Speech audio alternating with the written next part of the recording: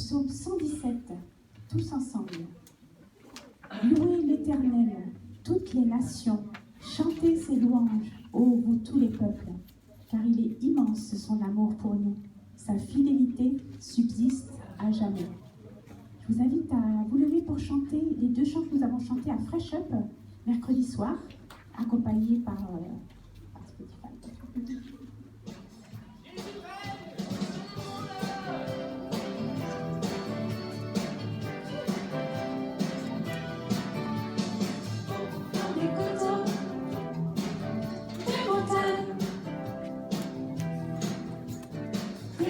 Des plateaux, des campagnes, tous les arbres des champs, tous frappés des mains, sans le souci des lendemains. Alléluia, Alléluia, Alléluia, Alléluia, Alléluia. Alléluia, Alléluia, Alléluia. Requins et turbots sous les mers, poissons et ruisseaux, des rivières. La création balance, bouge dans ce tempo. Les vagues et les courants.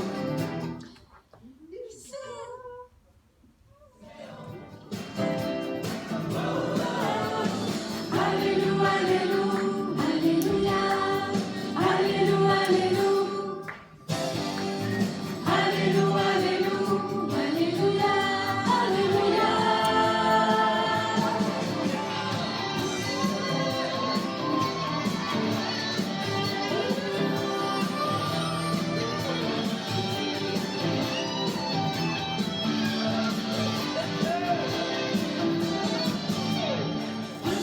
Des oiseaux, des lézards, libellule le crapaud, bizarre, bizarre, bizarre. Si la vie est partout, pourquoi t'affligre? Jésus-Christ est en nous, on veut le suivre, le vivre, le suivre, vivre, le suivre.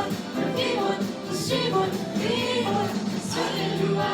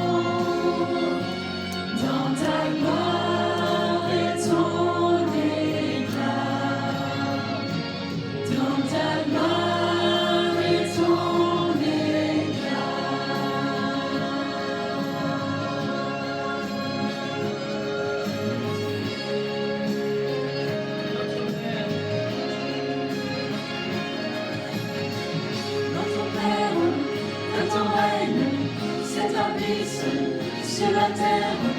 Notre Père, que ton règne s'établisse sur la terre. Notre Père, que ton règne s'établisse sur la terre.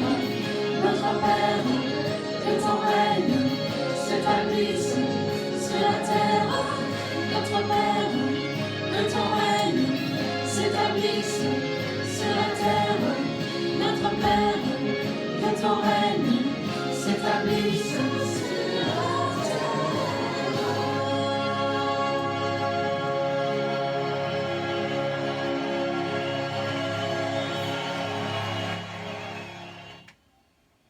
Nous allons prier. Seigneur, tu es Dieu au milieu de nous, tu es Dieu sur cette terre. Et Seigneur, nous venons à toi aujourd'hui humblement pour t'apporter nos louanges, t'apporter aussi tout honneur et gloire. Seigneur, nous voulons te remettre ce culte, que tu sois honoré et loué par ces moments, Seigneur. Remplis-nous de toi, ouvre nos cœurs pour que nous soyons réceptifs à ta parole. Merci pour ton amour si grand qui nous garde, qui nous protège. Amen. Amen. Psaume 140, versets 7, 8. J'ai dit à l'Éternel, tu es mon Dieu. Ô Éternel, entends la voix de mes supplications. Ô Éternel, Seigneur, tu es ma force et mon sauveur. Psaume 138, 3. Le jour où j'ai appelé et où tu m'as répondu, tu m'as redonné courage et tu m'as rempli de force.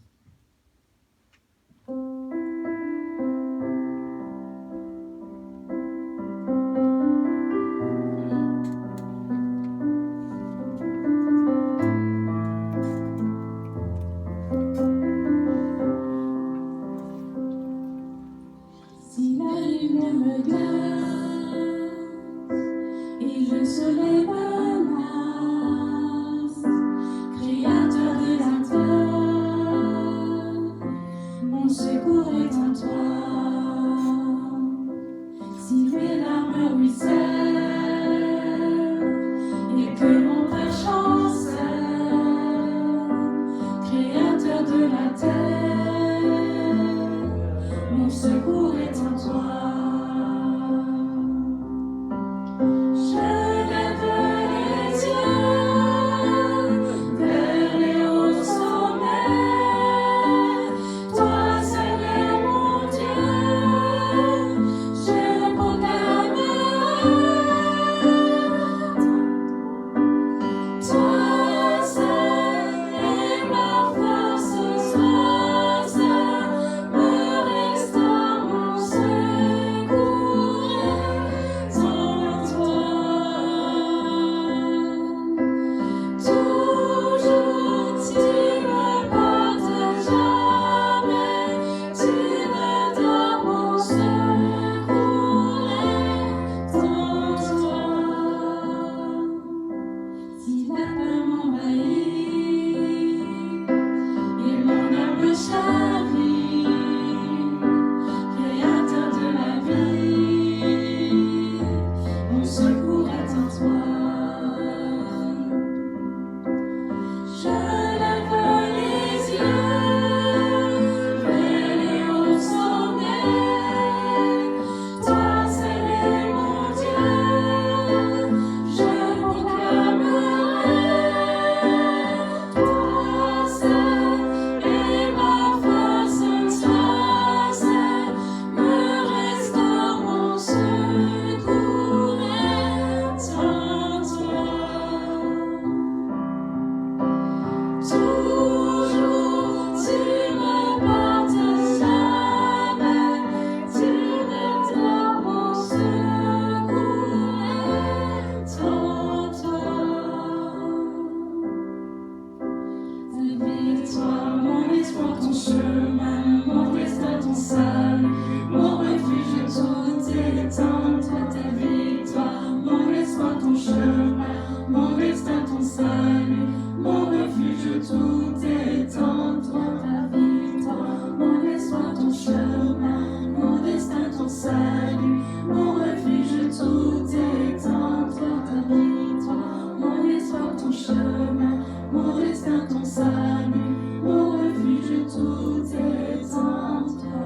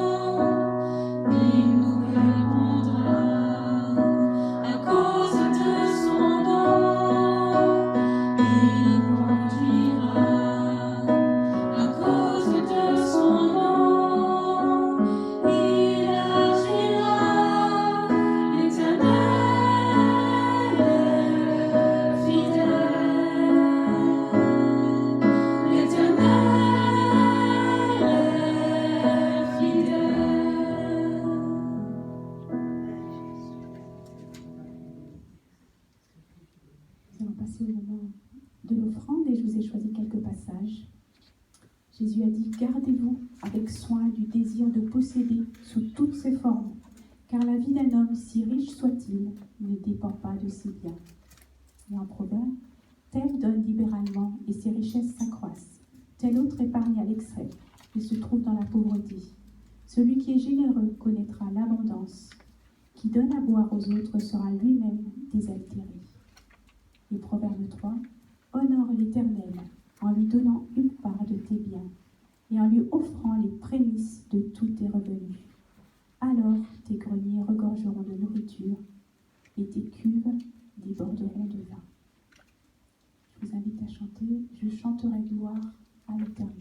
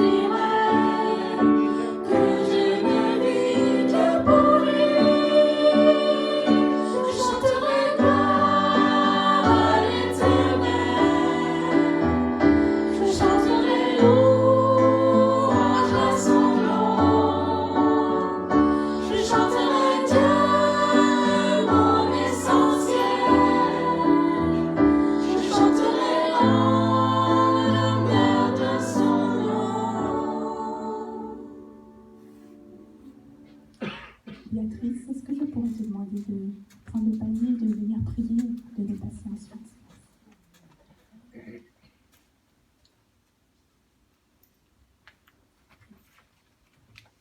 Seigneur, merci, parce que vraiment, c'est vrai, tu es notre essentiel, tu es le plus important, tu es le fondement solide de nos vies et de l'Église et de ce monde.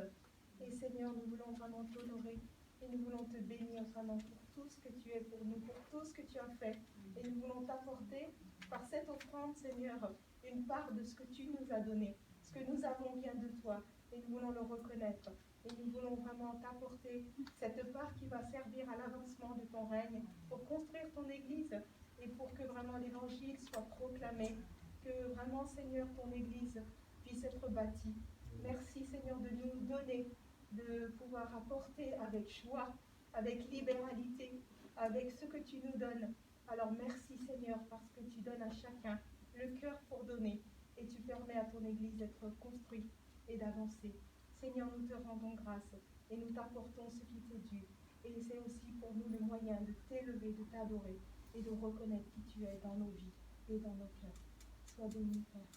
Amen. Amen. Amen.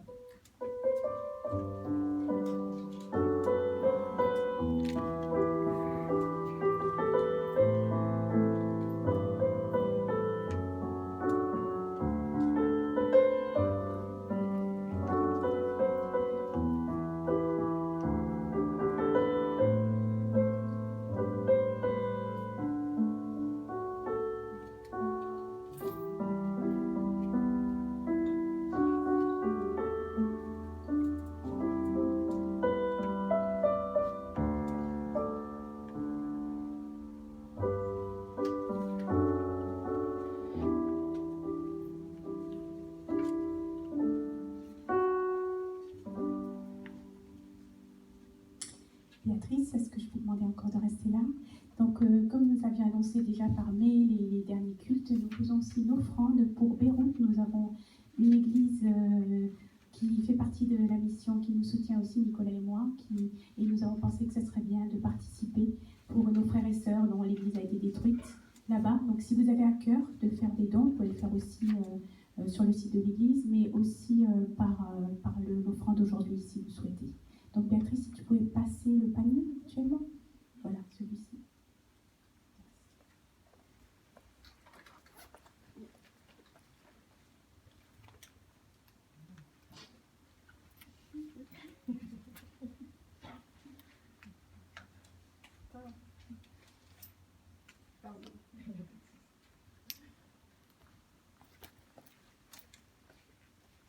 Je crois que cette offrande continuera encore quelques dimanches.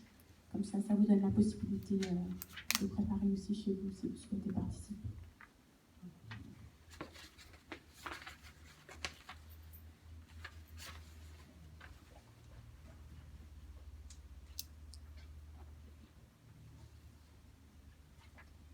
C'est aussi le moment s'il y a des enfants, c'est la sortie pour la garderie.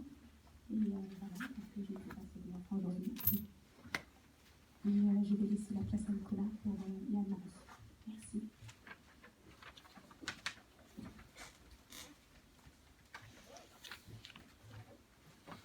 S'il ne sait pas s'il y a des enfants, je crois qu'il serait temps qu'on prie pour qu'on ait des enfants. Moi, je prie qu'on ait des enfants, qu'on ait des couples qui se marient, qu'on soit rejoints aussi par des jeunes familles. Alors aujourd'hui, juste sachez que Narcisse et Chimène ne sont pas là parmi nous. Et le Seigneur, en fait, a répondu à ma prière. Vous ne savez pas, mais je suis en train de préparer Chimène et Narcisse au mariage. Ils se sont fiancés en janvier. Et moi, je dis Amen. Amen. Super. Le Seigneur fait son œuvre et je sais qu'il y a d'autres couples qui sont en train de se former dans l'église. Vous pouvez prier pour Chimène et pour Narcisse parce qu'ils sont devant un grand problème. Ils avaient planifié le mariage. Mais on est en pleine crise Covid. Et moi, je leur ai dit, mais je ne sais pas comment je vais faire un mariage avec plein de monde dans l'église ici. Finalement, ils attendent aussi les papiers d'état civil de Chimène. Ils ont choisi de repousser le mariage. C'est une décision qui n'est pas facile à prendre quand on s'aime. Attendre un peu plus, c'est pas facile. Si vous êtes parmi nous pour la première fois, je vais vous inviter toujours à remplir la carte de communication. C'est votre moyen privilégié de communiquer avec l'équipe pastorale, avec le conseil. On prie pour vous si vous avez des questions, si vous voulez comprendre des choses, vous inscrire à des choses. Merci de la mettre dans la corbeille. Je veux vous dire à tous, bienvenue, que vous soyez là pour la première, deuxième, troisième, quatrième, cinquième fois. Je veux aussi vous encourager. Dimanche prochain, nous continuons notre série Homme ordinaire, choses extraordinaires, Dieu extraordinaire. On va parler d'Abraham. Alors Abraham, on connaît souvent. Mais le thème dimanche prochain, c'est qu'est-ce qu'un vrai croyant? Une bonne question. Alors le but, bien sûr, c'est d'encourager chacun dans sa foi, mais on verra 4 tests fondamentaux que Dieu vous fera passer dans votre vie et fera passer les autres dans leur vie, aussi pour leur faire apprendre la leçon de la foi. je veux vous inviter à inviter. Mes amis, les gens n'ont jamais été plus ouverts que maintenant. Invitez vos amis. Il y a des gens parfois qui disent « Moi, je suis croyant ». Mais vous et moi, on sait que ce n'est pas complètement 100% ça. C'est une bonne idée de les inviter pour qu'ils puissent se faire leur opinion. Dans les dernières annonces, avant de laisser la place à Anne-Marie, je veux vous poser la question, levez bien haut la main si ça vous correspond. Est-ce que vous croyez à la prière? Donc rendez-vous mercredi soir. Merci. C'est aussi simple que ça. Récemment, dans un message, je vous ai dit, nous sommes tous en mission. Nous sommes tous en mission. Jésus a dit à ses disciples, allez, faites de toutes les nations des disciples. Un autre verset qui nous dit que nous sommes tous en mission, c'est Éphésiens 2:10. Nous sommes son ouvrage. Nous avons été créés en Jésus-Christ pour de bonnes œuvres. Nous sommes tous son ouvrage. Tu es son ouvrage. Tu as été créé en Jésus-Christ et tu as été créé pour de bonnes œuvres. Et Dieu met sur notre cœur des passions simples. Il y a des choses que nous avons à cœur. Naturellement, quand la chose vient, on ne peut pas s'empêcher de se dire « je vais participer, je vais dire quelque chose, je vais faire quelque chose ». Quelle est cette passion que Dieu a mise sur ton cœur, qui correspond à tes dons, à tes talents et à tes inclinaisons de cœur? Ça va être le thème de pas mal de messages dans les prochains jours. Mais avant cela, je vous propose d'entendre Anne-Marie qui a une bonne histoire à nous raconter. Avec mon masque, parce que c'est dur. Oui, voilà. Bonjour à tous. J'ai été invitée à vous partager une chose que j'avais partagée à Précis. Et voilà, donc. Viens ici, comme ça on peut toujours Ah, c'est la caméra. C'est une tellement bonne histoire, il faut que tout le monde puisse la voir. Voilà, donc lundi de cette semaine, j'ai eu la chance d'aller en week-end chez des amis en province à Arras, dans le Nord, c'est des amis chrétiens. Et lundi de cette semaine, j'ai pris TGV pour quitter Arras et rentrer à Chessy. Donc j'étais sur le quai du train, de la gare, et je monte dans ma voiture. Et au moment de monter, d'arriver à ma place, je me rappelle, c'était la place 41, elle était occupée. Donc je sortais d'un week-end zen, je me suis dit, je ne vais pas me stresser. Et je vois au bout du wagon, je vois des places libres, donc je laisse la personne qui est à ma place, et je vais m'installer à la fin du wagon, où il y a les carrés, donc 4 places face à face. Et une petite dame arrive avec des bagages, et elle s'installe à côté de moi, mais de l'autre côté du couloir. Et bon, voilà. Le train part, et le contrôleur fait son annonce en disant que le train arrivait de Bruxelles, il allait à Nantes, et donc il s'arrêtait à Arras, ensuite Roissy-Charles de Gaulle, Chessy, Massy, Saint-Pierre-des-Corps, Angers et Nantes. Ok, j'étais dans le bon train, pas de problème. Et à un moment, la petite dame qui était à côté de moi se tourne vers moi et me dit « Vous vous arrêtez à Chessy ?» Alors je la regarde interloquée parce que je dis « Comment est-ce que je vais à Chessy ?» alors qu'il y a plein de stations sur la ligne en tout cas. Alors je la regarde, je dis « Oui, je vais à Chessy ». Et puis évidemment, quand elle me pose la question et que je suis un peu curieux, je lui dis « Vous allez où ?» Et elle dit « Je descends à Chessy aussi ». Ah, je lui dis, c'est cool, je lui dis, parce que si je m'endors, vous me réveillez, et si vous vous endormez, je vous réveille, et comme ça, on descend toutes les deux. Elle me dit, oui, d'accord. Et puis après, le trajet continue, et à un moment, elle me reparle, et elle me dit, est-ce que vous pensez que je peux aller chercher ma valise qui est en début de wagon, et la ramener près de moi? Bon, avec le Covid et tout ça, il faut que les valises soient marquées, tout ça. Je dis, oui, prenez-la, et amenez-la près de vous, il n'y a pas de souci. Donc elle va chercher sa valise, elle s'assied, et puis on arrive à Roissy-Charles de Gaulle. Donc Roissy-Charles de Gaulle, il y a l'aéroport au-dessus, et je me suis dit, il va y avoir des voyageurs qui vont arriver, et à ce moment-là, je regarde la place qui m'était destinée, et je vois que la personne se lève. Donc je me dis, comme moi j'étais à une place qui n'était pas la mienne, je me dis, je vais récupérer ma place, et puis comme ça, tout le monde sera content. Donc je dis à la petite dame qui est à côté de moi, vous inquiétez pas, je vais m'installer à ma place, mais on se revoit tout à l'heure. Donc je m'installe, je vais m'installer à ma place, et puis 10 minutes après, on arrive à Chessy. Donc je récupère ma valise, j'arrive à la hauteur de la dame, et entre la dame et moi, il y a un jeune qui était là avec son casque, et il était entre nous deux. Donc je dis à la dame, c'est bon, on va descendre, et puis alors on descend. Et au moment où elle descend, en fait, elle regarde le jeune, et elle lui dit quelque chose. Et il me semble que j'ai entendu, est-ce que vous pouvez me donner la main pour descendre, parce que elle avait peur de ne pas y arriver. Et elle avait une valise, elle avait son sac à main, et 2 autres sacs. Et c'était une petite dame toute mignonne, toute frêle, avec des yeux souriants, les cheveux un peu gris. Et voilà, elle était un petit peu paniquée. Et puis moi, comme il y avait ce jeune homme devant moi, je ne pouvais pas... Bref, elle arrive à descendre sur le quai, je la rejoins, et je lui dis, ça va, tout se passe bien, et en fait, je regarde dans ses yeux, et elle était en train de pleurer. Alors je lui dis, ben mince, qu'est-ce qui se passe? Je lui dis, mais qu'est-ce qu'il y a, madame? Il y a quelque chose qui ne va pas. Et elle regardait tout autour d'elle, et était complètement perdue. Je lui dis, oh là là, il ne faut pas que je la laisse, cette dame, mais c'est pas possible. Donc je reste près d'elle, et je lui dis, vous inquiétez pas, on va sortir, vous allez prendre l'air. Et à ce moment-là, il y a une autre dame, une autre voyageuse qui arrive, et qui voit aussi que la dame, elle était en panique. Et elle lui dit aussi, madame, ça va pas, qu'est-ce que je peux faire pour vous? Et donc on reste autour d'elle, et on prend l'escalator. Et donc moi je monte devant, sauf qu'elle était tellement paniquée qu'elle n'est pas montée aussi vite que moi. Donc moi j'étais au milieu de l'escalator, et je voyais la scène en bas, et au moment où elle prend la première marche de l'escalator, elle perd l'équilibre. Et la dame qui était derrière, elle a mis les 2 bras sur les rampes de l'escalator, et elle l'a retenue. Et la petite dame, elle était en train de crier, je vais tomber, je vais tomber. Et puis la dame lui disait non, non, et puis elle tenait fort les bras pour qu'elle ne bascule pas. Donc moi, voyant la scène, je dis, elle a raté la première marche, elle va peut-être rater la dernière. Donc je grimpe en haut de l'escalator, je pose ma valise, et je redescends et je l'attends. Le pied ferme, et je lui dis, on va pas tomber, on va tomber. Donc j'attrape ses valises, je lui donne mon bras, elle attrape mon bras, et puis elle arrive à passer la marche. Et puis elle était touchée, elle nous disait merci. Et puis la voyageuse qui était avec nous me dit, je dois aller prendre ma correspondance. Donc je lui dis, elle est obligée de nous laisser. Je lui dis, ok. Donc je sors avec la dame, je dis, on va aller prendre l'air, je reste avec elle. Et puis en fait, elle reprenait un peu de couleur, et elle était toujours prise par une sorte de panique. Elle regardait autour d'elle. Alors je lui dis, et là je lui demande si quelqu'un vient la chercher. Elle me dit, oui, son mari était en route. Et puis je lui dis, ça va, vous allez mieux? Et elle me dit, oh, je suis touchée que vous soyez là. Non, non, il n'y a pas de souci. Et là, le fait d'être là et de parler avec elle et de la regarder et d'essayer de la comprendre, elle me dit, vous savez, c'est pas facile ce que je viens de vivre. Je viens de passer 18 jours au chevet de ma mère qui a Alzheimer.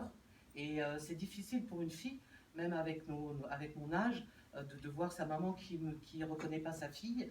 Et en plus, j'ai été 24 heures sur 24 avec elle. Donc j'ai dû être forte pendant ces 18 jours, et c'était dur pour moi. Et en fait, je comprenais qu'elle se relâchait là dans le TGV, et elle avait envie d'aller, enfin, de plus avoir cette pression sur elle. Et le fait de se relâcher, bah en fait, elle relâchait tout, et puis les larmes coulaient, et elle était, alors évidemment, je dis non, non, je ne vous laisse pas. Et puis elle me dit dans le fil de la conversation, elle me dit en plus, j'ai arrêté les antidépresseurs parce qu'il fallait que je sois claire pour ma maman, pour être là, pour pouvoir l'aider. Mais en fait, je prenais des antidépresseurs parce que j'ai perdu mon fils de 29 ans. Et à ce moment-là, elle sort son portefeuille et elle me montre la photo. Et dans ma tête, je me dis, Seigneur, qu'est-ce que je dois faire de toute cette détresse qui est là? Et à ce moment-là, la seule option qui m'est venue, c'est que je vais prier.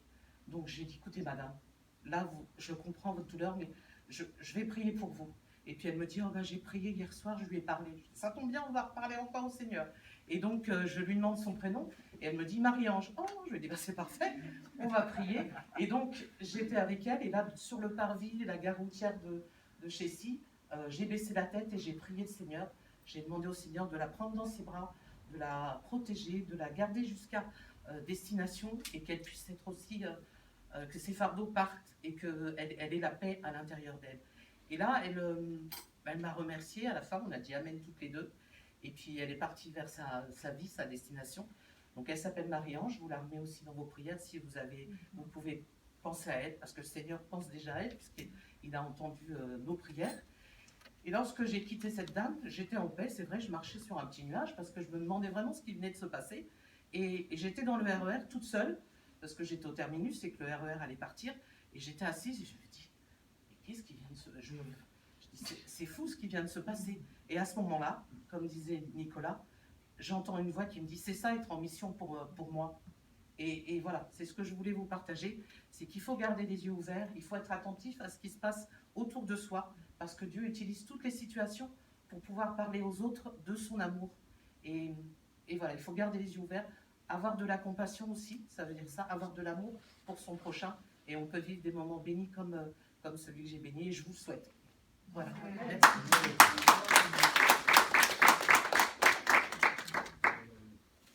Merci Anne-Marie. Alors, je vous invite à prendre dans les notes du bulletin Aujourd'hui, je vous invite à parler ensemble, à réfléchir ensemble à la vie de Samson. Donc, nous sommes toujours dans cette série. Comment est-ce que des hommes ordinaires que nous sommes, qui sommes tous en mission, pourraient-ils faire des choses extraordinaires avec le Dieu extraordinaire qu'ils ont? Alors, Samson, dont le nom s'affiche à l'écran, dans Juges au chapitre 13 et au verset 24, il nous est dit de Samson que la femme de Manoah donna naissance à un fils qu'elle appela Samson. Le garçon grandit et le Seigneur le bénit. Et notez simplement, uniquement cette phrase, le Seigneur le bénit. Vous ne voyez pas cette phrase partout dans la parole de Dieu au sujet de tout le monde. Celui-là, spécialement, il a une bénédiction spéciale pour sa vie. Et on sait dans les lectures des chapitres, avant et après, que sa maman était stérile. Samson était le miracle de Dieu pour elle, et c'est la raison pour laquelle elle consacra Samson à Dieu. Donc il était nazaréen. En plus de cela, donc il avait cette bénédiction spéciale, et j'imagine, je bouge un peu pour être sûr que ceux qui sont derrière le poteau là-bas arrivent à me voir, j'imagine que tout lui réussissait, que c'était un garçon intelligent. Alors ça c'est mon imagination, j'imagine que c'était quelqu'un de gentil et qu'il était beau, très probablement. Et puis nous savons qu'il était fort. Tout le monde sait que Samson, c'est le juge du livre des juges qui est fort, très fort. Juge 14:6 dit qu'il tue un lion à main nue. Qui a déjà fait ça ici? Vous voulez lever la main? Ok. Juge 14:9, il tue 30 hommes. Quelqu'un qui a fait ça ici? Ok, vous êtes sous le secret confessionnel, j'en parle pas. En Juge 15:14, il déchire des cordes qui le lient. Vous avez déjà fait ça? Personne, hein? Et en Juge 16:30, il détruit le temple de Dagon en faisant tomber ses colonnes. Quelqu'un a fait ça? Non plus. Il possédait vraiment une force extraordinaire. Pourquoi? Parce que Dieu lui avait donné. Et en même temps, Samson, qui est quelqu'un d'extraordinairement fort, est quelqu'un d'extraordinairement faible. Vous le savez. On est tous fragiles, on a tous des fragilités. Chaque fois que l'on rencontre un homme fort dans la vie, on sait qu'il a un talon d'Achille.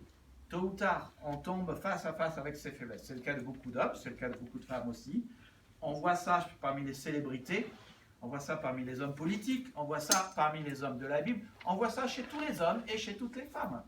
Abraham, Moïse, Jacob, David, Noé, Gédéon étaient tous des hommes forts et des hommes faibles avec des faiblesses.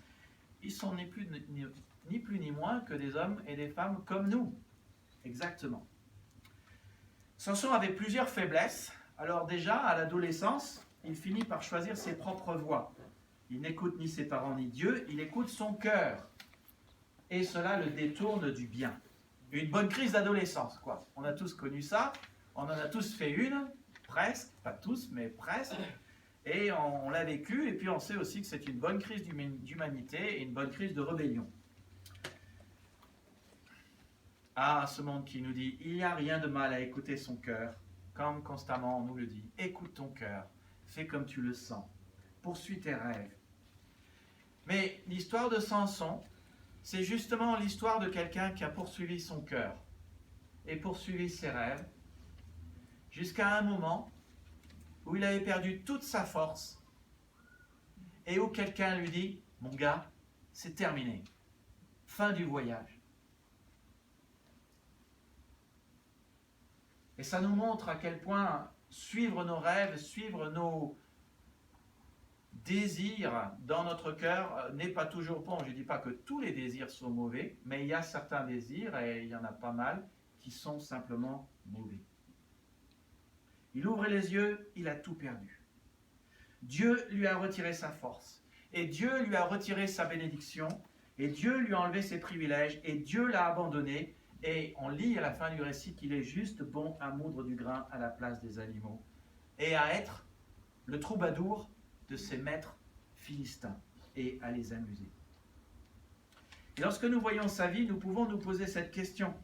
Alors que nous avons la bénédiction divine, Et la Bible dit que nous avons la bénédiction divine, nous avons la bénédiction d'Abraham, nous sommes bénis de toute bénédiction spirituelle. Nous pouvons avoir la bénédiction divine, mais nous pouvons aussi aller vers la catastrophe. Et la question, c'est comment éviter la catastrophe dans notre vie? Comment éviter un endroit où un jour on se réveille et on est pieds et mains liés et quelqu'un nous dit « c'est la fin pour toi mec, réveille-toi, c'est terminé ».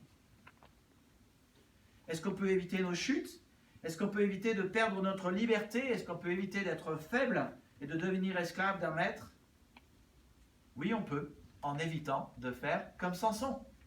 Samson est quelque part un contre-exemple. Bon, même s'il a une histoire à la fin qui sert les desseins de Dieu, mais quelqu'un a dit c'est sage d'apprendre de nos chutes et de nos fautes, mais c'est beaucoup plus sage d'apprendre des chutes et des fautes des autres. On regarde comment ils sont tombés, on se pose la question de savoir pourquoi ils sont tombés, et alors ensuite on peut se dire moi je vais essayer d'être plus intelligent que lui ou que elle, et je vais essayer de ne pas faire ça.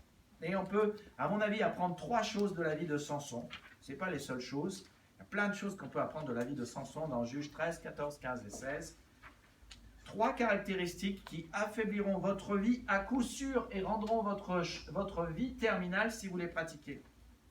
Le côté positif de tout cela, c'est que si vous évitez ces choses, vous serez plus fort et moins faible. Et vous savez, le truc, c'est que vous avez beau être fort dans certaines choses, mais si vous laissez vos talons d'Achille diriger votre vie, vous avez beau être fort, vous tomberez et ça peut être terminal pour vous.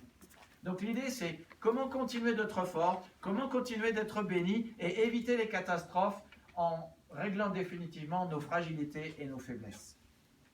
La première chose que nous pouvons apprendre de la vie de Samson, c'est que se laisser aller à de mauvais plaisirs affaiblit ma vie. Se laisser aller à de mauvais plaisirs rendra ta vie faible. De quoi je parle ici? Je parle du manque de maîtrise de soi. Je parle des mauvaises habitudes, de manque de discipline, du laisser-aller qui se trouve dans notre vie. Et on sait tous de quoi on parle. Toutes ces choses que tu ne peux pas trop t'empêcher de faire, qui sont pas saines, pas saintes, qui ne sont pas sous contrôle et qui vont tôt ou tard affaiblir ta vie et te mener sur un dangereux chemin. Mauvaises émotions, mauvaise manière de gérer ton agenda, mauvaise compagnie, colère, nourriture, alcool, cigarettes, drogue, pornographie, shopping, malbouffe. On a un ami qui nous a expliqué que quand sa femme l'a quitté, et le pauvre, ça a été beaucoup de souffrance pour lui, mais quand sa femme l'a quitté, elle était en dépression, et pour régler les problèmes de sa dépression, elle allait faire du shopping. Et quand la femme est partie, elle l'a laissé avec une dette de 50 000 $. Ces petites choses, ces petits plaisirs te placeront sur des chemins glissants et descendants. Et le problème, c'est que ces chemins glissants et descendants, ils ont un terminus. Ils se déroulent pas à l'infini. En France, on parle de péché mignon. Alors, ce soir, j'ai parlé de cela mercredi soir de Fresh Up, tout le monde a rigolé. Oh, le péché mignon, on ne parle pas du Paris-Brest que tu achètes à la pâtisserie. Hein. On ne parle pas de cet éclair au chocolat. On parle des choses que nous faisons qui apparemment sont inoffensives, mais ne le sont pas. Ne le sont pas. Alors, il y en a des plus ou moins graves. Il y en a des plus ou moins importantes. Il y en a qui sont permises. Il y en a qui sont utiles, peut-être, plus ou moins. La question, c'est de se poser la question des conséquences. Vous savez, on est tous libres de nos choix et on peut faire ce qu'on veut. Mais on n'est pas tous libres des conséquences de nos choix. Les conséquences de nos choix viennent toujours tôt ou tard. Et la définition de la liberté chrétienne, ça n'est pas « je peux faire ce que je veux ». Je posais cette question récemment à quelqu'un, je disais « donne-moi une définition de la liberté chrétienne, je peux faire ce que je veux ». Ça, ce n'est pas la définition de la liberté chrétienne. La définition de la liberté chrétienne, c'est « je peux faire le bien que je veux ». Parce que j'ai le Saint-Esprit et j'ai la capacité de dire non. Vous savez dire non?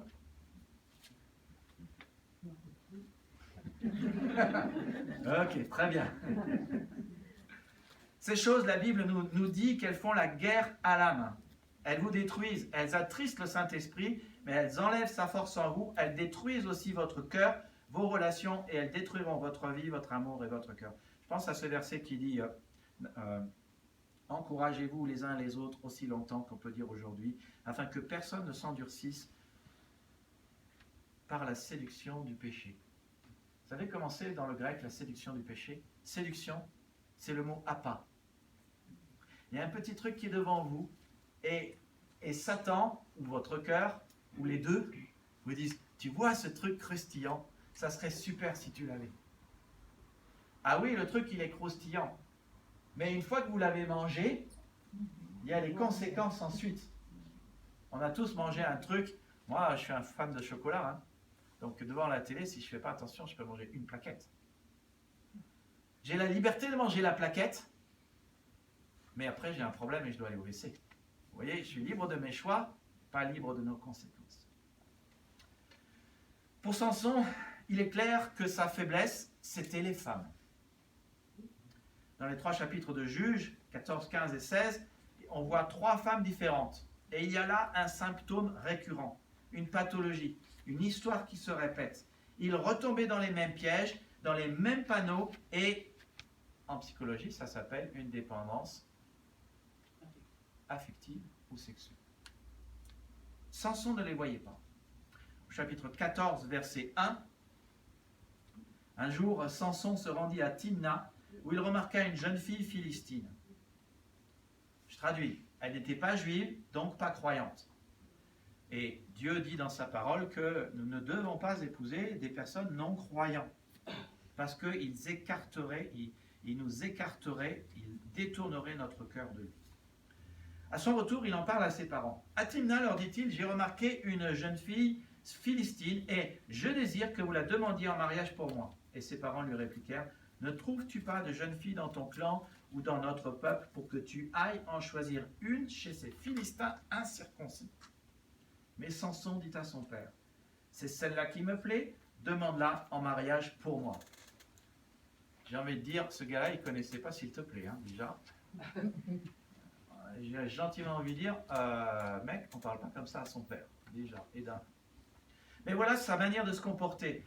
Il y a là une jeune fille, belle et sexy, jambes fines, taille attractive, et elle lui tape dans l'œil. Il est attiré par elle, et il dit, j'imagine qu'il dit, jamais je n'ai ressenti un truc aussi fort pour une femme. Ça s'appelle les hormones. C'est pas de l'amour, ça. L'attirance n'a jamais été de l'amour. Mais il dit, elle me plaît quand même, c'est la seule chose qui compte, et je dois la voir, et c'est celle-là, et pas une autre.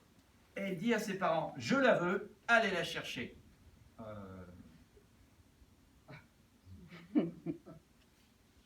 Honorez vos parents, hein, c'est quand même un des 10 commandements. Hein. On ne parle pas comme ça, c'est pas. Mais je vais être franc, il a tout faux.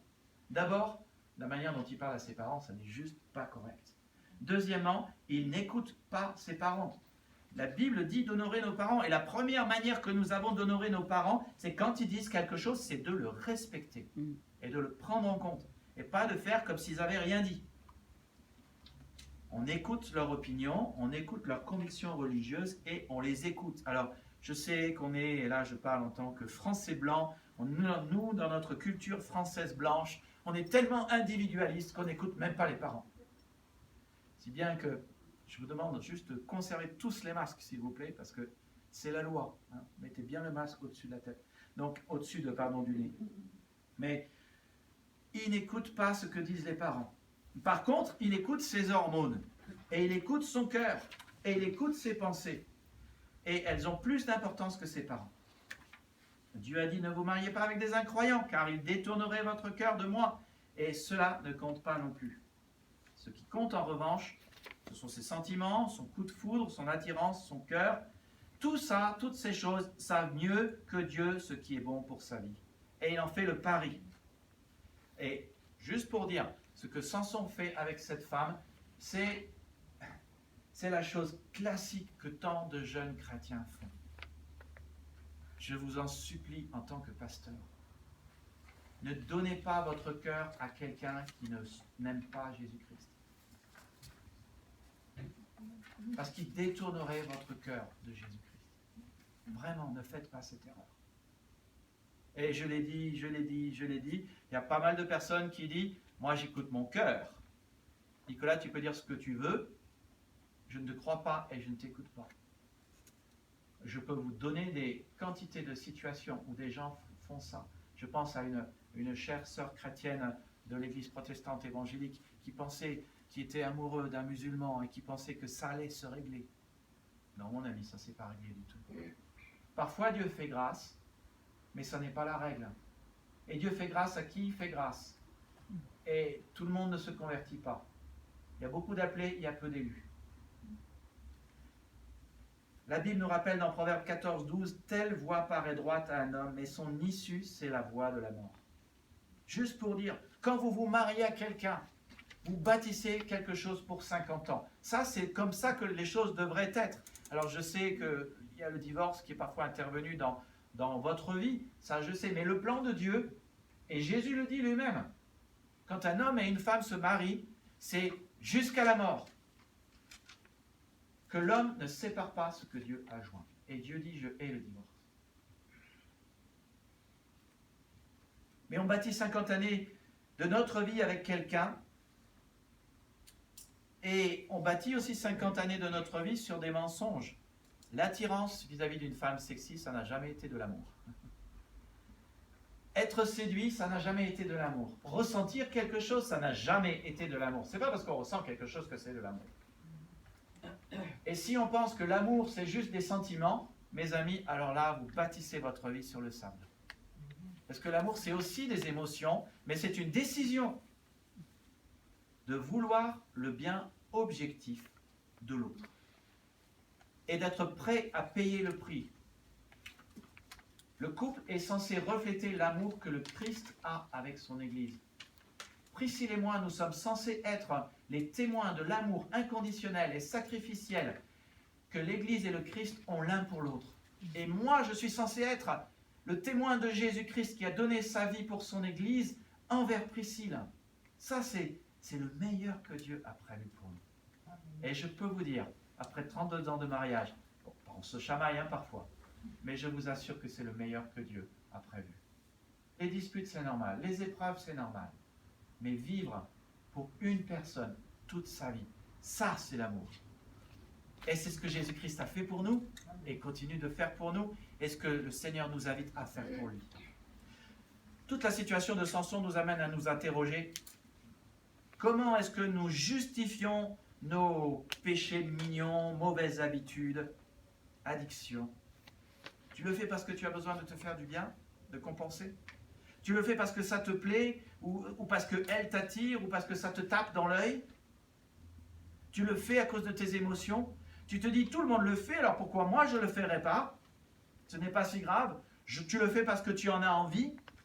Je vais te dire, si tu demandes à un enfant de quoi il a envie pour manger, il a envie de manger des frites et des nuggets tous les jours. Est-ce que c'est bon pour sa santé? Ah non. Peut-être une fois par semaine. Mais non, c'est pas bon pour sa santé. Tu ne peux pas construire ta vie sur tes envies. Tu ne peux pas construire ta vie parce que tu as l'impression qu'un truc va te faire du bien. Tu peux pas. La définition du péché, ça n'est pas oh, je fais cela, de toute façon ça fait de mal à personne. Il faut que nous nous posions la question, sur quelle base faisons-nous ce choix de ces choses?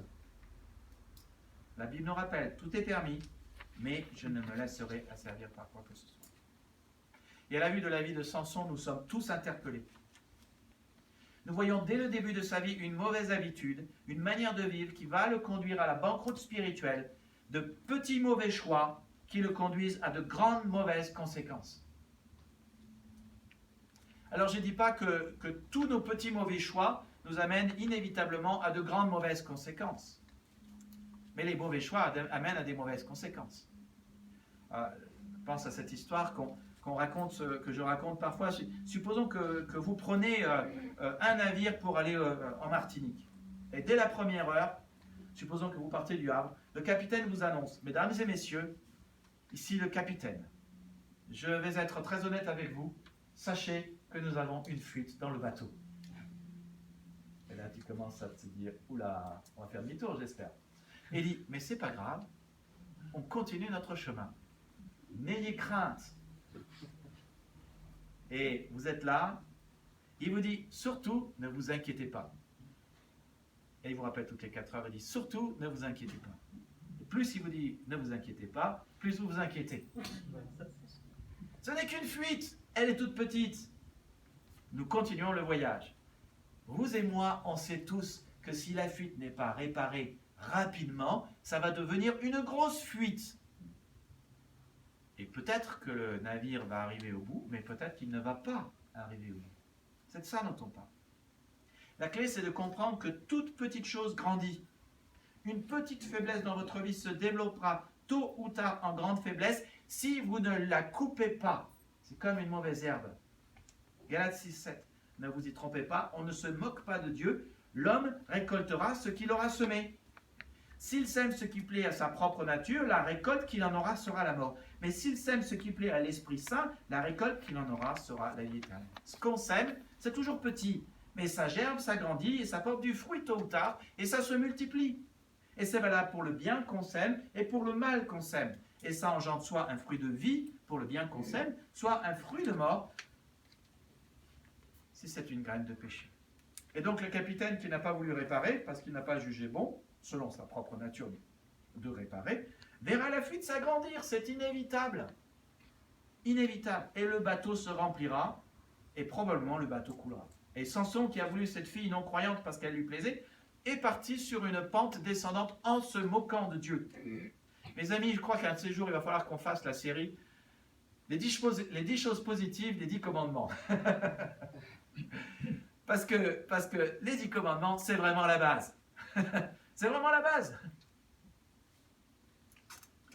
Il désobéit au commandement du Seigneur. Et Dieu a dit, vous n'aurez pas d'autre Dieu devant ma face. À partir du moment où on désobéit au commandement du Seigneur, on est en train de dire que Seigneur, tu n'es pas mon Dieu. Mon Dieu, c'est mon cœur. Et on oublie parfois de relier les choses avec des traits et des flèches en se souvenant que les choses sont connectées. Alors il arrive en bas du toboggan glissant, à la fin, on va voir ça aujourd'hui, yeux crevés, puissance perdue, pieds et mains liés, prisonnier des Philistins à moudre du gain et à jouer au troubadour. Il en sera de même pour toi et pour moi. Si la base de notre choix, c'est notre propre nature, faire ce qui nous plaît, suivre nos émotions, nos sentiments, céder à ces petits plaisirs mignons contraires à la volonté de Dieu, parce que cela nous plaît, la récolte que nous en ferons sera catastrophique. C'est pas moi qui le dis, c'est Romains 8:6 qui le dit. Se préoccuper des désirs de sa propre nature mène à la mort. Louis II parle de suivre les aspirations de la chair. La chair, c'est notre propre nature. La chair, c'est le moi.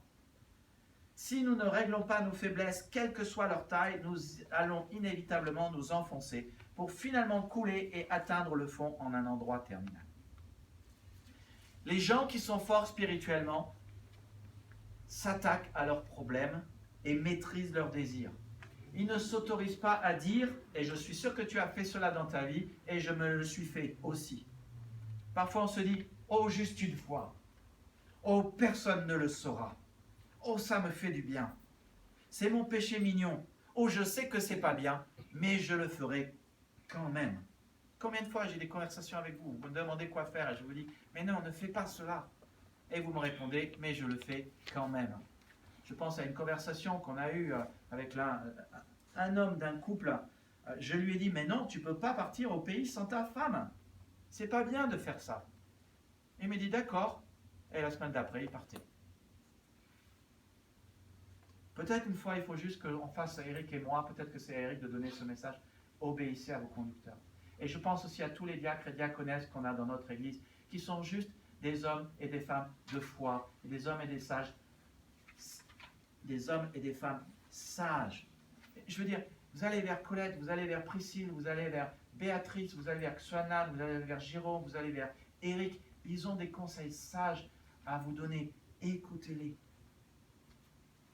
Les gens forts disent « tout m'est permis, mais tout n'est pas utile. Tout m'est permis, mais je ne vais pas me laisser asservir par quoi que ce soit. » Il y a des moments, moi je sais, il y a des choses que j'ai envie de faire, mais je ne les fais pas. Parce que je sais que ça va me mettre des chaînes aux pieds, que ça ne sera pas bon pour Priscille, ou ça ne sera pas bon pour l'Église. Je ne le fais pas. Parce qu'il n'y a pas que moi dans la vie. Et Jésus est mort pour que ceux qui vivent ne vivent pas pour eux-mêmes, mais pour ceux pour lesquels il est mort. Donc, les mauvais plaisirs vont affaiblir ta vie. Et le seul conseil que je peux te donner, c'est de régler les questions de tes désirs dans ta vie et de t'attaquer aux problèmes les uns après les autres. La deuxième chose qu'il faut absolument éviter dans ta vie, c'est l'amertume. Parce que l'amertume affaiblira ta vie. L'amertume te rendra faible.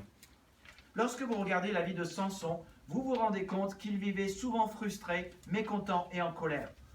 Juge 14, 19 dit « L'Esprit du Seigneur s'empara de Samson qui se rendit à Ascalon. Il y tua 30 hommes, prit leurs vêtements et les donna comme habits de fête à ceux qui avaient trouvé la réponse de la devinette. Puis, rempli de colère, il retourna chez son père. » Il avait posé aux Philistins une question, une devinette, avec un gage. Ils ont triché. Alors, il était en colère, frustré, et il tua juste 30 personnes. Alors, il y a des mystères, hein, c'est la dispensation de la loi. À l'époque, ça ne fonctionne pas comme dans le Nouveau Testament. On se dit, comment est-ce que l'Esprit du Seigneur peut s'emparer de lui et tuer 30 hommes? Juste pour dire, la mission de Samson n'est pas notre mission. Nous avons une mission de propager et de proclamer la bonne nouvelle de Jésus-Christ, pas de tuer les gens. Vous voyez la différence? Dans l'Ancien Testament, les Philistins étaient des infidèles. Ils adoraient Astarté, Baal, Ashtaroth, les dieux de la fécondité. Je vous ai dit dimanche dernier, je crois, que c'était des dieux de la fécondité. On les adorait avec une prostituée sacrée en haut d'une colline. C'était une pratique pornographique. Et Dieu a dit, et dit dans l'Ancien Testament, ces gens commettent l'abomination. Et c'est la raison pour laquelle il voulait les exterminer. C'est une abomination pour Dieu, ces choses-là. Notre mission, c'est d'apporter le message de la paix de Jésus-Christ, le message de la bonne nouvelle, le message de la réconciliation, le message de son amour. Vous ne savez pas résumer le message de la bonne nouvelle? C'est le message de l'amour de Dieu. Dites simplement aux gens, Dieu t'aime, et vivez-le, comme Anne-Marie tu as fait, comme le Seigneur t'a dirigé. C'est exactement ça. Nous sommes en mission, et c'est cette mission que nous avons. Dieu se constitue une famille, il veut sauver des gens, il veut restaurer des cœurs, il veut sauver des couples, il veut rendre des gens heureux. Son royaume est grand ouvert pour l'instant, mais un jour il fermera la porte, comme il a fermé la porte de l'arche de Noé. Un peu plus loin, dans Juges 13 et 14, nous voyons le désir de Samson de se faire justice. Après qu'on lui a repris sa femme et proposé de l'échanger avec sa jeune sœur, c'est les Philistins qui proposent ça, comme si une femme était un objet. Mais il est furieux et il justifie le mal qu'il va faire. Et il dit, Juge 15.3, « Cette fois-ci, personne ne pourra me reprocher le mal que je vais faire aux Philistins. » Et dans Juge 15.7, il dit, « Puisque vous vous conduisez de la sorte, je ne me tiendrai pas tranquille tant que je ne me serai pas vengé de vous. » Et dans Juge 15.11, il dit, « Je les ai traités comme ils m'ont traité. » Cette dernière phrase est typique de l'état d'esprit de Samson. C'est le mode de fonctionnement classique de quelqu'un d'amer. Ils m'ont fait ça, alors je leur fais ça. C'est jouer le jeu du miroir, c'est la loi du talion, œil pour œil, dent pour dent. On se fait vengeance et on se fait justice. Samson n'agit pas en tant qu'acteur de la volonté de Dieu, mais en tant que réacteur de sa propre volonté. Pas un acteur, mais un réacteur. Oh, je dis cela, je fais un jeu de mots. Combien de fois, nous les chrétiens, quand il y a un problème dans une église, on décide de ce qui est la volonté de Dieu en fonction de notre réaction émotionnelle. Et on croit que la volonté de Dieu se résume à nos questions de réaction. Non, non. Nous sommes là pour être des acteurs, pas des réacteurs. Aujourd'hui, c'est typique de notre 21e siècle et de nos vies. N'est-ce pas notre mode de fonctionnement normal? Tu m'as fait ceci, je te fais cela. Tu m'as fait une vacherie, je te fais un coup bas. T'as dit un truc mal derrière mon dos, j'en dis 10 derrière ton dos. Tu ne m'as pas donné ceci, alors je te fais cela. Je te sers ce que tu me sers. C'est justice. Combien de fois ai-je entendu cette phrase? Mais si la base de nos actions est ce que nous faisons, ce que nous font les autres, nous serons toujours des réacteurs et nous serons toujours dirigés par un sentiment d'injustice et par la manière dont nous nous voyons que nous sommes des victimes. Et vous savez, le problème, c'est que quand tu te vois comme une victime, tu fais des victimes. Quand je me vois comme une victime, je fais des victimes. Et nous vivrons pour nous faire justice. Et c'est l'attitude de base de celui qui a du ressenti, de la rancune et de l'amertume. Et c'est ce qui nous pousse vers la colère. Et le truc, et c'est une des choses que Jésus nous montre très très clairement dans sa parole, Matthieu 18, la parabole du serviteur pardonné qui refuse de pardonner, c'est que ne pas pardonner ne sert à rien. Cela gaspille notre temps de ne pas pardonner. Cela nous fait perdre notre énergie et nous rend créatifs à faire le mal. Ne pas pardonner, dit Jésus dans Matthieu 18, nous enferme dans une prison que nous nous sommes nous-mêmes construits. Nous autorisons les autres qui nous ont fait du mal il y a 1 an, il y a 2 ans, il y a 3 ans, il y a 10 ans, il y a 20 ans, à continuer de nous faire du mal et nous nous livrons, c'est ce que Jésus dit dans Matthieu chapitre 18, au bourreau. Nous continuons de nous faire du mal. Et nous investissons notre temps, notre énergie dans nos frustrations, dans notre colère. Et nous ressortons encore plus perturbés, déprimés, fatigués. Et là, nous ne saisissons plus la vie éternelle et abondante que Dieu a placée devant nous. Et on devient, comme Samson, créatif pour faire le mal, inventif au mal. Regardez la créativité de Samson dans Juges 15, 4. Il partit, il captura 300 renards, il faut le faire, hein, 300 renards, il se procura des torches, il attacha les renards 2 à 2 par la queue, ça aussi il faut le faire, j'aurais bien voulu voir ça. Il fixa une torche à chaque paire de queues, il alluma les torches, lâcha les bêtes dans les champs de blé des Philistins, et mit ainsi le feu aux gerbes de blé, aux épis encore sur pied, et même aux plantations de vignes et d'oliviers. Et un peu plus tard, nous lisons que Samson trouva la mâchoire d'un âne récemment tué, il la ramassa et s'en servit pour massacrer 1000 hommes. Alors voilà la force qu'il avait. Et nous en tirons donc la leçon, puisque Samson est l'anti-exemple de ce que nous devons faire, que les gens forts maîtrisent leur réaction. Et là, on se rend compte que, oups, là, Nicolas, il dit, oups, Nicolas, il doit encore grandir. Les gens forts maîtrisent leur réaction, comme ils maîtrisent leur désir. Proverbe 16, 32. Le héros véritable est celui qui vainc sa colère. Il vaut mieux être maître de soi que maître d'une vie. Quelle application pouvons-nous tirer de l'anti-exemple de Samson? Je dirais de ne pas fonctionner sur la base du mal que les autres nous font. Et je sais que ce n'est pas toujours facile. Quand vous êtes harcelé, je pense à cette année où Priscille a été harcelée pendant 1 an, ça n'est pas facile de réagir bien. Mais on choisit toujours ceux et celui à qui on regarde. On choisit ce qui va dominer notre vie. On choisit ce qui va nous diriger. Et on peut régler les choses de manière pacifique dans un format non violent. Notre Seigneur Jésus-Christ nous appelle à ne pas vivre en réaction au mal des autres, mais en basant notre vie sur le bien. Ça ne veut pas dire qu'on doit tout laisser passer. Je répète que Jésus nous a laissé un exemple de grâce et de vérité. Il est notre exemple, il veut que nous ayons de la grâce et de l'amour, mais il est aussi notre exemple en termes de vérité. Alors, nous les chrétiens évangéliques, nous disons souvent, oui, je ne vais pas répondre, je vais user de grâce, je vais faire de la compassion.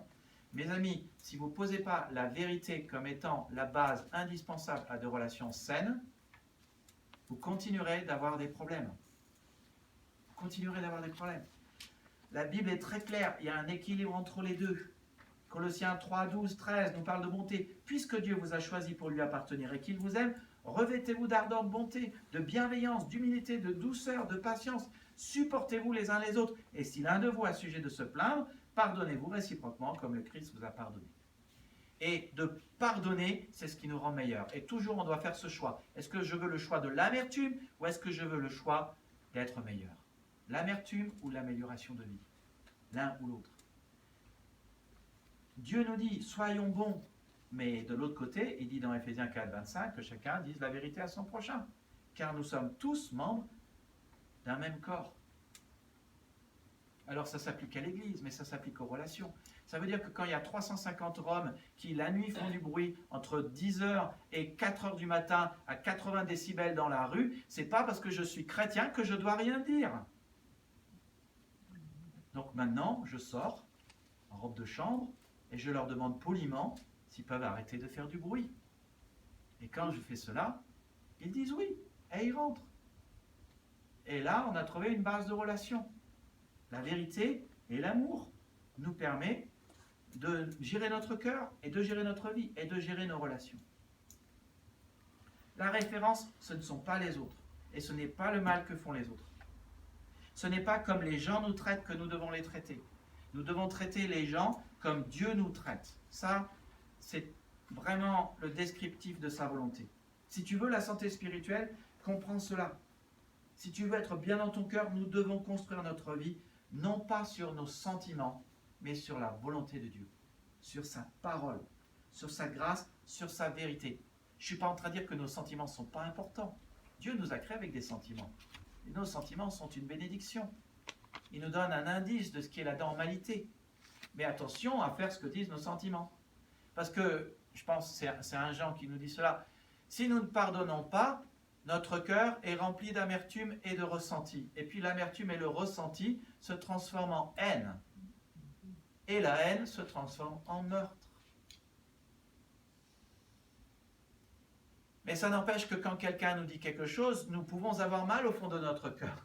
Nous pouvons dire, ça me fait mal. Nous pouvons le dire à Dieu. Et nous pouvons exprimer à l'autre, l'autre jour quand tu as dit cela, c'était difficile pour moi. Et nous pouvons dire, est-ce que tu accepterais de ne pas me le dire comme ça? Ou de ne pas me le dire? Vous voyez, c'est ça la différence. On peut rester correct, on a des émotions, mais on n'est pas obligé d'exprimer nos émotions dans un format qui est violent. Alors c'est le format de la communication non violente, mais je vous assure que c'est tellement, tellement important. Donc, je vous ai parlé de quoi? Je vous ai parlé de plaisir et je vous ai parlé de cœur. Faire attention à ces deux choses. Si on ne fait pas attention à ces deux choses, on va dériver et notre vie s'affaiblira. Et puis, il y a une troisième chose qu'on peut apprendre de la vie de Samson, c'est que ne pas faire attention à ma vie me rendra faible. Ne pas faire attention à ma vie me rendra faible. Ça caractérise Samson. Il ne faisait pas attention à sa vie, et ceci dans 3 domaines différents. D'abord, en ce qui concerne d'abord sa force. Sa force était un don de Dieu, mais il n'y faisait pas attention. Il considérait que c'était une chose normale, une chose négligeable, une chose due, une chose qui n'était pas digne d'attention, et il ne savait pas trop d'où elle venait, et il l'utilisait à son profit. Et il jouait avec. Dans Nombre 6.2, nous lisons que quand on est nazaréen, on fait un vœu à Dieu, c'est-à-dire on prend un engagement. La Bible a toujours été pour les engagements. Le monde fonctionne sur la base des engagements. Les familles fonctionnent sur la base des engagements. Les églises fonctionnent sur la base des engagements. Tout fonctionne sur la base des engagements. Mais le problème avec Samson, c'est qu'il ne faisait ni attention à ses vœux, ni à ses engagements envers Dieu, ni aux conséquences de ses vœux, ni aux privilèges qui suivaient ses vœux et accompagnaient ses vœux. Je veux parler ici de cette force extraordinaire que nous avons quand nous nous consacrons entièrement à Dieu. Et c'est un peu la même chose avec le Saint-Esprit. Quand nous nous consacrons entièrement à Dieu, nous avons une force extraordinaire et une audace qui peut faire péter les portes et les verrous, qui peut bouleverser les cœurs, parce que le Saint-Esprit touche les vies. Par contre, il faisait attention aux femmes, à son cœur, à ses émotions, au fait d'être amoureux, à ses désirs, à ses attirances, à ses hormones. Tant de choses avaient son attention, et c'est pour ça que Dieu n'avait pas son attention. C'est souvent pareil dans notre vie. Dieu nous donne sa force à condition que nous soyons à son écoute et que nous le mettions en premier dans notre vie et que nous l'écoutions lui et pas simplement notre cœur. Samson vivait comme si la vie était un grand jeu. Il aimait les femmes, il était sans doute beau garçon, la vie était fun et il était grand joueur devant l'Éternel. Et peut-être grand dragueur devant l'Éternel. Irresponsable. Et il aimait s'approcher du feu pour voir jusqu'où il pouvait aller sans se brûler. Vous avez déjà vu les enfants faire ceci? Vous êtes en classe et vous avez des bougies sur les tables et il y en a peut-être pas déjà vécu ça. Et il y en a un qui trouve toujours intéressant de prendre une allumette et de rallumer. Vous êtes passé à la suite et il n'est pas censé allumer, mais voilà. Et il allume la bougie et puis voilà qu'il passe son doigt au travers. Et vous êtes là et vous commencez, vous en tant que maman, à être nerveux. Il dit, non, éteins cette bougie, tu vas te brûler. Et l'autre il dit, mais non, je ne me brûle pas, regarde, je peux passer de plus lentement. Et puis tout d'un coup, il se brûle. Nicolas, moi, j'étais le roi des bêtises quand j'étais petit. J'en ai fait, en long, en large, en travers. Eric commence à me connaître. Et j'étais là dans ma chambre, et j'avais pris les allumettes, et j'avais pris le carton, et c'est fun de jouer avec les allumettes et le carton. Et j'allume et le carton brûle, et waouh, ça brûle, oh, ça brûle bien, ça brûle tellement fort, qu'est-ce que je fais? Je le mets dans la poubelle. Et dans la poubelle, il y avait du papier, et ça brûle encore plus fort. Qu'est-ce que je fais? Je prends cela et je le mets dans les WC et je tire la chose. Et maman qui arrive et dit, ça sent le brûlé ici. Qu'est-ce qui se passe? Je dis, oh, rien. Et elle va dans les WC, elle voit qu'il y a du papier brûlé, du carton brûlé dans les WC, et dit, oh, rien, je vois. Et voilà, tu vois, le truc c'est que on joue au feu, et si souvent, toi et moi, nous jouons au feu, et nous nous disons, je peux jouer, je suis assez grand pour savoir si je vais me brûler ou pas, et sauf qu'un jour, on se brûle vraiment. Et parfois, on se fait vachement mal. Et c'est ce qui se passe avec Samson. Avec Dalila, dans Juge 16, versets 4 à 7, nous lisons qu'après cela, Samson tomba amoureux, il est sexuello, affectif dépendant, tomba amoureux d'une femme nommée Dalila qui habitait dans la vallée de Sorek. Les 5 chefs philistins vinrent dire à Dalila, persuade Samson de te faire savoir d'où lui vient sa force extraordinaire et comment on peut en venir à bout. Nous pourrons ainsi le ligoter et nous rendre maîtres de lui. Chacun de nous te donnera 1100 pièces d'argent. Alors Dalila demanda à Samson, je t'en prie, dis-moi d'où vient ta force extraordinaire. Avec quoi faudrait-il te lier pour te rendre maître de toi? Samson dit, si on me liait avec 7 cordes d'arc neuves qui ne sont pas encore sèches, je deviendrai aussi faible qu'un homme ordinaire. Dalila fit cela à la lettre. Les ennemis fondirent sur Samson, qui les battit. Mais Dalila ne s'avoua pas vaincue. Alors on pourrait parler de l'anti-exemple de Dalila. Dalila, elle aimait l'argent. Et c'était une narcissique qui aimait séduire. Et elle recommence. Tu t'es moqué de moi en me racontant des mensonges. Apprends-moi maintenant comment on pourrait te lier. Et Samson, éperdument amoureux, continue le jeu. Si on me liait avec des cordes neuves qui n'ont pas encore servi, je deviendrai aussi faible qu'un homme ordinaire. Rebelote. Réveil au milieu des ennemis qui dispersent à nouveau. Samson toujours libre. Et on pourrait penser, après 2 tentatives non fructueuses, qu'il pourrait commencer à y voir clair. Il me semble, enfin je ne sais pas. On pourrait penser qu'après s'être fait piéger 2 fois, bon j'ai envie de dire, même si Dalila est super belle, qu'il commencerait à comprendre. 2 fois, il s'est laissé embobiner. 2 fois, il a joué. 2 fois, il s'est joué de Dalila, qui pensait jouer de lui. 2 fois, il s'est fait berner. 2 fois, il s'est approché du danger. Il a eu chaud. Il a eu très chaud. Mais Samson, qu'est-ce qui ne va pas dans ta tête pour que tu recommences une 3e fois? Pourquoi tu ne comprends pas? Et son attitude est typique d'un dépendant sexuel affectif. Il s'est fait avoir 1 fois, 2 fois, 3 fois, 4 fois, 5 fois, et il recommence. Sans se rendre compte qu'il se piège lui-même et qu'il est piégé. Samson continue. C'est pour ça qu'on a besoin de la communion fraternelle et d'aller dans des groupes de maison. Parce que c'est là qu'on a des frères et des sœurs qui voient nos faiblesses et qui peuvent nous dire « Attention là, tu joues, ne crains-tu pas, tu vas te faire prendre. Tu penses jouer avec l'autre, mais en fait tu joues avec toi-même. Et tôt ou tard tu vas te brûler. Arrête !» Et Samson continue, il dit « Si tu tissais les 7 tresses de ma tête sur la chaîne d'un métier à tisser, et si tu les fixais avec la cheville du métier, je deviendrais aussi faible qu'un homme ordinaire. » Encore une fois, rebelote, il balaye les Philistins d'un coup de bras. Mais il a commencé à parler de ses cheveux. Il érode sa position. Il s'aventure trop près du feu. Dalila continua. On se dit, mais Samson, réveille-toi, hello! Comment peux-tu affirmer que tu m'aimes? Tu ne me fais pas confiance. Voilà 3 fois que tu te moques de moi et que tu refuses de m'apprendre d'où provient ta force extraordinaire. Dalila excéda Samson en répétant tous les jours les mêmes reproches au point que, fatigué à en mourir, il perdit patience. Et j'imagine Dalila, les larmes aux yeux, et j'imagine que ça se fait sur le coin d'un oreiller, bien sûr. Les larmes aux yeux, manipuler son petit chéri en lui faisant des petits bisous et des petites caresses. Et lui dire, mais comment oses-tu? Et comment peux-tu? Elle a compris comment il fonctionne.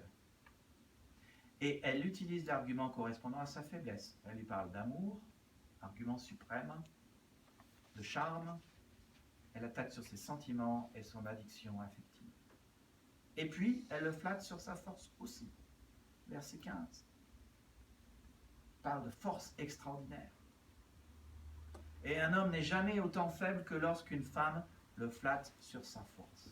Ah, les flatteries. À force d'entendre Dalila insister avec affection, il céda. Et on peut s'interroger, pourquoi il donne le secret? Et il n'y a qu'une réponse à cela. Sa dépendance sexuelle et affective faisait qu'il était aveugle. Il pensait une nouvelle fois s'en tirer. Dalila endormit Samson sur ses genoux, appela un homme qui coupa ses 7 tresses, commença ainsi à le réduire en son pouvoir, car sa force le quitta.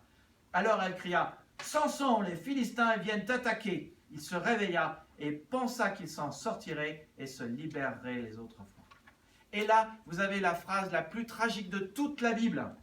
Il ne savait pas que le Seigneur lui avait retiré son aide. Absolument inconscient du piège dans lequel il s'était mis, il ne faisait ni attention à Dieu, ni à son cœur, ni à sa vie. Il s'était déjà affaibli bien avant et il était tombé dans un toboggan de manière progressive, glissant, qui arrive au bout et c'est un mur et c'est fatal. Les Philistins s'emparèrent de lui et lui crevèrent les yeux. Ironie de la chose, lui qui était aveugle par sa dépendance sexuelle et affective, on lui crève les yeux. Et nous en tirons comme premier enseignement que, vous savez, je connais personne dans la vie chrétienne qui prévoit de tomber.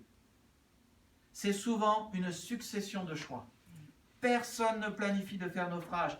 Personne n'a un business plan pour décrocher une perte record. Personne ne prévoit de devenir alcoolique. Personne ne prévoit de faire le mal. Personne ne prévoit de piquer la femme d'un autre. Personne ne prévoit de tomber dans la pornographie. Et personne ne prévoit de tomber, de détruire son mariage ou de se droguer. Personne. Je connais personne. C'est une succession de petits choix. Par contre, ça commence avec quelques vers ou quelques paroles d'encouragement du sexe opposé, des jeux avec les yeux, des discussions par SMS, juste pour essayer, juste pour faire du fun, juste pour voir. Oh, on regarde un truc sur l'ordinateur, personne ne le verra, ça ne regarde que moi, ça ne peut pas faire du mal, on sniffe un peu, on tente, on essaye, juste pour le fun. Personne n'en saura rien. Mes amis, ça c'est le meilleur mensonge que j'ai jamais entendu de ma vie. Chaque fois que vous vous dites personne n'en saura rien concernant votre péché, vous savez ce que Jésus a dit? La chose que vous dites en secret dans votre chambre sera répétée sur les toits. J'ai constaté que dans ma vie c'est vrai. J'ai constaté que chaque personne qui disait personne n'en saura rien, à un moment tout le monde l'a su. Je peux vous parler de quelqu'un qu'on connaît, certains ça évoque un nom dans la tête, mais qui draguait toutes les filles et toutes les femmes de l'église. Et un jour, je lui ai dit, tu n'as pas le droit d'envisager de vivre avec une femme qui ne t'appartient pas. Et ça ne lui a pas plu. Et ce jour-là, j'ai piqué ma colère pour protéger les femmes de l'église. Et je lui ai demandé de quitter l'église, selon ce que la Bible a fait. Et on est là les uns les autres pour s'avertir sur ce genre de choses, avec amour, bien sûr. Mais on peut aussi être en colère avec amour. Mais personne ne prévoit de chuter. Mais la deuxième leçon que nous pouvons tirer, c'est que les gens forts font toujours attention à leur engagement. Et ils sont conscients de ce qu'ils ont dit et tâchent de les tenir. Ils se souviennent de leurs promesses, ils se souviennent de leurs vœux. Ils font tout leur possible pour les tenir et ils s'attachent à Dieu et ils s'attachent à ses promesses et à sa fidélité. Et ils ont une vie de piété, sachant que la force de tenir leurs promesses réside dans ce Dieu qui tient ses promesses. C'est vrai pour le mariage, c'est vrai pour l'Église. L'Église ne peut se construire que si vous vous engagez à être fidèle et à venir adorer le Seigneur qui a eu la victoire sur la mort le dimanche. Et si ces personnes qui ont pris des engagements ont du mal, ils trouvent des solutions. Si leur couple bat de l'aile, ils vont voir un conseiller conjugal. Ces gens-là sont des dieux, des dons de Dieu. Ils sont là pour sauver des couples. Et ils existent. Allez voir votre pasteur, allez voir un responsable dans l'église, allez voir une personne de confiance. Mais osez dire, j'ai du mal. J'ai du mal. Là-dessus, j'ai besoin d'aide. Est-ce que tu voudrais bien m'aider? Et je vous pose la question, envers quoi, envers qui avez-vous pris un engagement? Le Seigneur, l'Église, votre famille, votre épouse, vos enfants? Sur quoi et sur qui reposent vos engagements? comme Samson. Vous-même, ah, ça va être juste. Vous ne pouvez pas compter sur vous-même. Vos désirs, très mauvais choix. Vos envies, très mauvais choix. Ou bien Dieu, sa pensée, ses desseins, sa volonté qui demeure éternellement, sa parole, son esprit, parce que vous savez que vous n'avez pas toutes les forces, mais que l'esprit vous la donnera. Son amour, ses promesses, sa volonté. Souvenez-vous des fois où vous avez péché et que Dieu a eu grâce, vous a fait grâce et a eu compassion de vous. Parce que ça vous aidera à tenir dans les moments difficiles. Où puisez-vous vos forces? Vous faites partie d'un groupe de maison. Ensemble, nous serons plus forts. Lorsque nous continuons l'histoire de Samson, nous voyons 2 dernières photos de sa vie. La première, dans Juge 16 et verset 21. Juge 16, verset 21. Les Philistins s'emparèrent de lui et lui crevèrent les yeux. Ils l'emmenèrent à Gaza, l'attachèrent avec des chaînes de bronze et l'obligèrent à moudre le blé dans la prison. J'imagine qu'en prison, à moudre du grès, il a eu du temps pour réfléchir. D'ailleurs, le texte d'après le dit, cependant ses cheveux qui avaient été coupés se mirent à repousser. Il y a le temps qui continue de s'écouler. Il est utilisé par les Philistins comme clown, troubadour, saltimbanque, curiosité mécanique. Mais ses cheveux repoussent et finalement il fait s'effondrer le temple de Dagon sur les Philistins. En Hébreux 11, Dieu cite Samson comme un héros de la foi. Cela nous laisse penser que Samson a mis en profit son temps en captivité, il est revenu à Dieu et il a saisi la seconde chance que Dieu lui a offerte pour opérer ses plans et ses desseins, détruire les ennemis du peuple de Dieu. Il a accompli la mission que Dieu lui avait donnée. Nous n'avons plus la même mission, mais ce qui est très intéressant, c'est que quel que soit ce qu'il a fait, Dieu lui a laissé une seconde chance, Dieu l'a pardonné et Dieu l'a mis au rang des héros. Parce que quels que soient les péchés que nous avons faits, si nous nous repentons, si nous saisissons la seconde chance que Dieu nous a donnée, Dieu, il efface notre ardoise, il enlève le tableau qu'on a fait, il met à la poubelle notre casier judiciaire et il dit « Je ne me souviens plus de ces péchés ». Et c'est ce qui se passe avec Samson. Il a pu réfléchir, il s'est repenti, il a changé d'avis et il a changé de vie. Et la grande leçon que toi et moi pouvons en tirer, c'est que si tu as raté des choses dans ta vie, si tu as foiré ton passé, si tu as des faiblesses, si tu as péché, si tu as grandement péché, tu peux revenir au Seigneur à tout moment. Et tu sais quoi? Il te suffit de rebondir et de pousser sur tes jambes et de dire « Seigneur, je veux naître à nouveau à cette nouvelle vie et je veux repartir à zéro avec toi. » Et ce qu'on apprend avec Samson, c'est que c'est ce qu'il a fait. Dieu a effacé son ardoise. Je pense à une histoire semblable de fils prodigue dans Luc au chapitre 15, n'est-ce pas? Où le fils va voir son père et dit « Père, je veux jouir de la vie, donne-moi tout mon héritage. » Et il part et il va dépenser cet argent, il va boire des bonnes boissons au bar et il les dépense avec les prostituées. Et vous connaissez la suite de l'histoire. Il n'a plus d'argent, puis il n'a plus d'amis, et puis il faut qu'il travaille, il faut pouvoir manger, et il travaille en s'occupant des cochons, sauf que c'est la famine, et que son argent ne lui suffit même plus pour acheter à manger. Là, vous avez l'exemple de quelqu'un qui probablement était un sexuelo-dépendant, et il a touché le fond.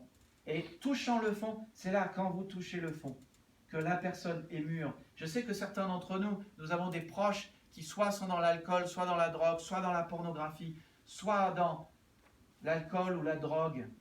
Et ces gens, pour l'instant, ne veulent pas de Dieu. Mais je vais vous dire une chose, un jour, ces gens, ils vont toucher le fond. Ça sera la police qui va venir les prendre. Ça sera eux qui sont complètement détruits dans leur cœur. Ce jour-là, vous devez être là pour eux, pour leur dire, tu peux prendre un nouveau départ. Ce jour-là, ils seront brisés. Quand ils seront brisés, quand ils seront pris par la police, soyez là pour eux et dites-leur, tu peux prendre un nouveau départ. Et offrez-leur ce nouveau départ. Tu peux tout recommencer à zéro. Amenez-les à Eric, à moi. On les aidera à faire prendre ce nouveau départ. Mais c'est possible. À condition que ces personnes fassent attention à l'offre de Dieu et qu'elles veuillent bien changer d'avis sur leur vie et sur l'attention qu'elles donnent à Dieu.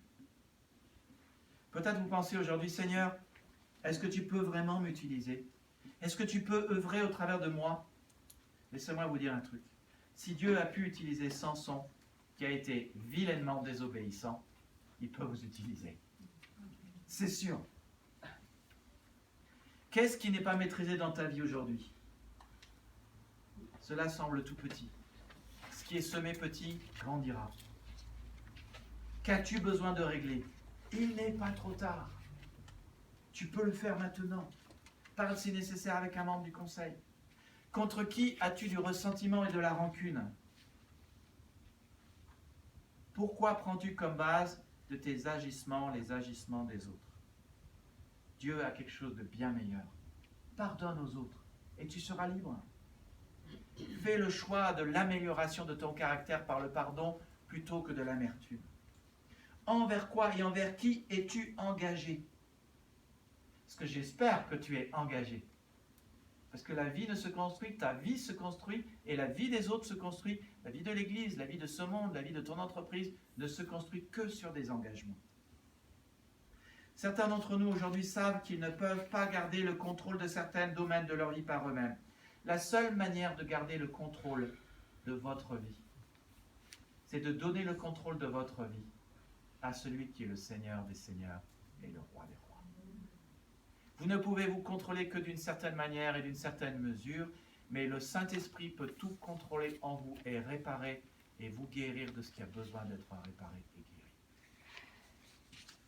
Mais pour ça, il n'y a qu'une chose à faire, c'est de dire, Seigneur, je te cède les rênes de ma vie et je t'en donne le contrôle. Et je vous assure, moi, c'est ce que j'ai résolu dans ma vie et je veux vous inviter à faire cela avec moi dans la prière. Prière simple. Seigneur, notre Père, nous te remercions pour tout ce que nous pouvons apprendre dans ta parole. Nous te remercions pour l'exemple de Samson qui finalement a réfléchi à sa vie et nous voulons le croire puisque tu le cites comme héros de la foi dans Hébreux 11, qu'il s'est repenti et qu'il a servi tes desseins. Mais nous voulons et nous pouvons, Seigneur, apprendre tant de leçons de l'anti-exemple de la vie de Samson. Seigneur, nous ne voulons qu'une chose, c'est te donner les rênes de notre vie. Seul, Seigneur, nous sommes faibles, tu le sais. Seul, Seigneur, nous sommes pauvres, et tu le sais. Et nous te rendons grâce de ce que tu nous as enrichis avec l'or de ton amour et l'or de la bonne nouvelle. Peut-être que ce message vous a parlé aujourd'hui, mais peut-être qu'il y a une chose que vous voulez prendre comme décision aujourd'hui. C'est de donner toutes les rênes de votre vie à celui qui vous aime et qui est mort pour vous pour que vous ayez la vie abondante et éternelle. Si c'est votre décision, je veux vous inviter à lever la main, bien haut, bien fort.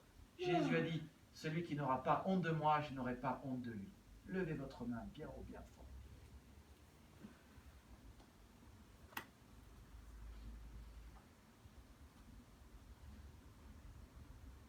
Seigneur, donne-nous d'être très attentifs aux désirs de notre cœur, à notre vie, à ta volonté, aux engagements que nous avons pris. Il y a tant de choses que tu nous as données qui sont un privilège. Tu dis que nous sommes bénis de toute bénédiction spirituelle. Seigneur, nous n'avons pas la force de Samson, mais nous avons ta force, celle que tu as bien voulu nous donner, ton Saint-Esprit. Nous avons ton audace et ton assurance. Nous avons des convictions, nous avons un caractère, nous avons une relation qui ne peut nous être enlevée, la relation avec notre Père céleste qui nous aime. Oh Seigneur, c'est bon de savoir que ce que tu veux avec nous, ce n'est pas une religion, c'est même plus qu'une simple relation, c'est une relation de cœur à cœur. Merci Seigneur de ce que tu n'as que des bonnes choses pour chacun de nous, que des bonnes choses pour nos familles, que des bonnes choses pour notre Église, que des bonnes choses aussi pour nos voisins, nos collègues, nos prochains, ceux qui sont juste à côté de nous. Donne-nous Seigneur la force de pardonner. Pardonne-nous quand nous ne pardonnons pas. Tu sais que nous avons le cœur dur. Merci Seigneur Jésus-Christ de ce que tu es mort aussi pour notre péché qui est le refus de pardonner. Et merci Seigneur de ce que tu nous as pardonné de ce péché. Donne-nous Seigneur de dire non aux mauvaises habitudes et de cultiver les bonnes habitudes, de tenir nos engagements. Donne-nous de faire attention à ce que nous vivons et à ne pas jouer avec les privilèges et les bénédictions que tu nous as accordés. Donne-nous, Seigneur, d'avoir les domaines de notre vie maîtrisés par ton esprit, pas simplement maîtrisés par nos forces, pas simplement maîtrisés par nos convictions, mais maîtrisés par toi. Comme nous l'avons chanté, Seigneur, tout à l'heure, nous voulons, Seigneur, vivre et te suivre. Seigneur Jésus-Christ, tu es le Seigneur des Seigneurs et le Roi des Rois. Tu as vu ces dizaines de mains levées tout à l'heure, 7 dizaines de mains levées, de personnes qui te disent, nous voulons te donner tous les règnes de notre vie. Seigneur, sois le maître en nous, par ton esprit. Et merci pour la chance que tu nous donnes de pouvoir toujours recommencer à nouveau avec toi. Seigneur, tu ne te lasses pas de repardonner à nouveau. Nous avons une espérance qui est toujours nouvelle. Tes bontés se renouvellent chaque matin et ta compassion n'est jamais épuisée. Nous te louons pour cela. Amen. Amen. Qui est-ce qui veut être béni grandement dans sa vie? Rendez-vous mercredi soir. Vous êtes en mission, mes amis. Que Dieu vous bénisse.